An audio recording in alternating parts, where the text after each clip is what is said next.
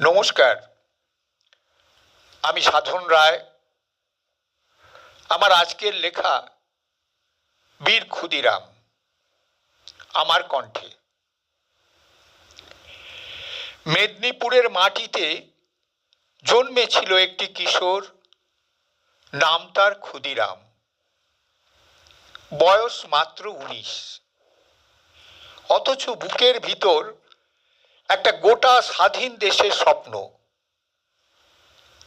মা বাবাকে হারিয়ে দিদি স্নেহে বড় হওয়া সেই ছেলে কখন যে দেশ মাতৃকার সন্তান হয়ে গেল, ইতিহাসও তার হিসেব রাখেনি। হ্যামিল্টন স্কুল থেকে মেদিনীপুরের কলেজিয়েট পড়াশোনার পথ ছেড়ে হাতে তুলে নিল অন্য এক শিক্ষা, অন্যায়ের সামনে মাথা নত না করার শিক্ষা।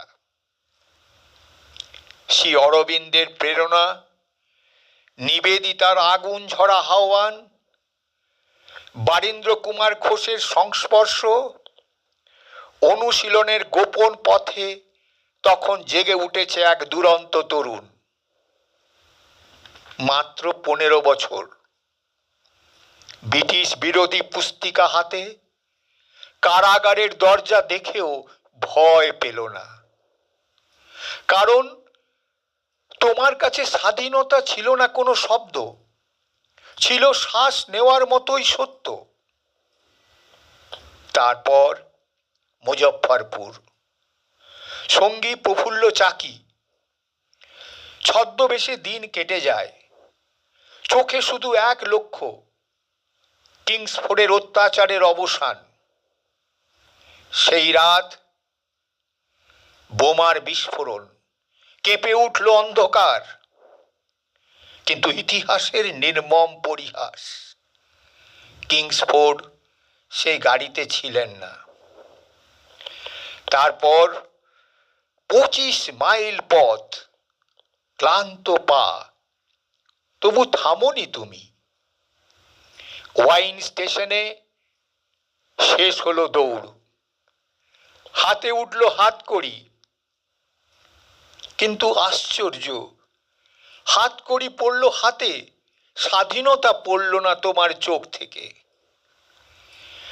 মুজফ্ফরপুরের রাস্তায় জনতার ঢল, এক কিশোরকে দেখতে যে মৃত্যুর মুখেও হেসে দাঁড়িয়ে আছে।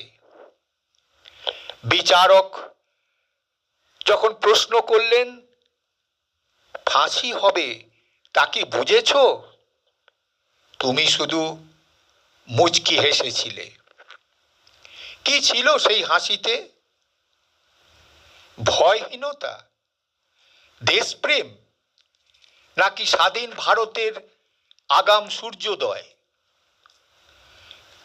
তারপর 11ই আগস্ট 1908, ফাঁসির মঞ্চ।